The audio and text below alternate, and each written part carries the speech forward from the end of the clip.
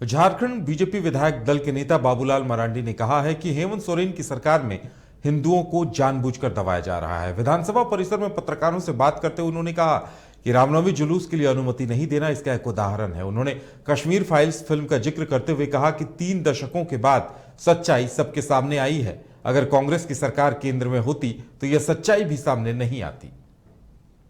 मुझे लगता है कि आज के तारीख में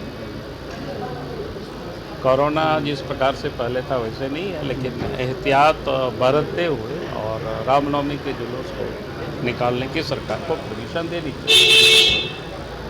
लेकिन इस सरकार से अब उम्मीद नहीं कर सकते, क्योंकि ये सरकार जिस प्रकार से काम कर रही है, खास करके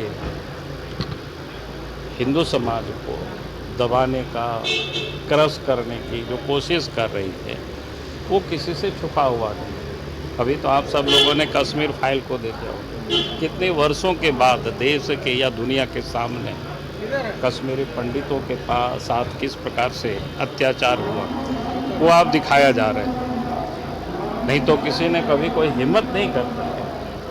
अगर आप सोचिए, अगर देश में कांग्रेस की सरकार होती, उस समय ये दिखाए गए होते तो आज तक कितनी दंगे फसाद होता और डायरेक्टर इन सारे लोगों को तो जेल में बंद कर दिया।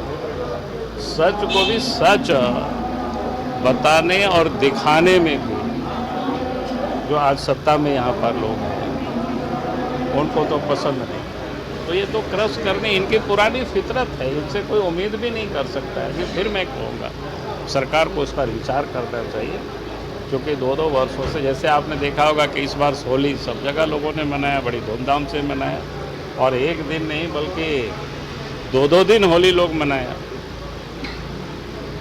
तो हमें लगता है कि रामनवमी में सबको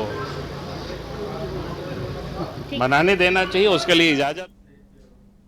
झारखंड बीजेपी विधायक दल के नेता बाबूलाल मरांडी ने कहा है कि सीएनटी और एसपीटी का उल्लंघन करने वाले लोग ही सदन में इसके बचाव की वकालत कर रहे हैं। विधानसभा में पत्रकारों से बात करते हुए उन्होंने कहा कि शिबू सोरेन के परिवार ने सीएनटी और एसपीटी का उल्लंघन कर राज्य के कई जिलों में जमीनें खरीदी हैं।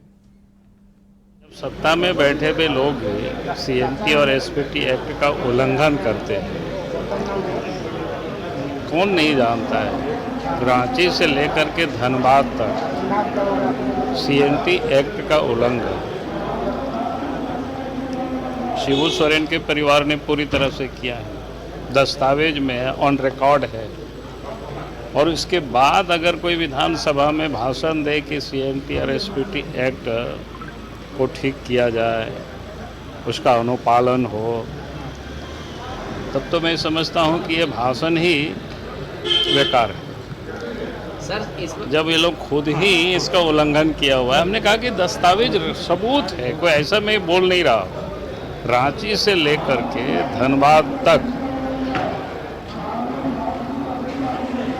आप हर जिला के दफ्तरों में चले जाइए, इसके परिवार ने कितनी ज़मीन कहाँ खरीदा है, किससे खरीदा है, तो आपको सब आसपास समझ में आ जाएगा। तो जब खुद ही सत्ता में बैठे हुए लोग अगर सीएनटी एक्ट का उल्लंघन करेंगे और वही लोग यहाँ भाषण देते हैं कि भाई सीएनटी एक्ट में बड़ी गड़बड़ हो रही है, लूट हो रहा है, सीएनटी एक्ट का छेड़छाड़ हो रहा है, तो फिर सुधारेगा कौन? तो वो जो क्या बोलते हैं, एक दिन कांग्रेस के विधायक या मंत्री भी है क्या कहते हैं, बन्ना गुप्ता जी, जो बोले थे ना कि क्या बोले थे, शहर तो हमको, हाँ, मांझे ही नाव डुबाए, तो फिर कौन बचाएगा उसको? तो यही हालत है सीएनटी एक्ट की।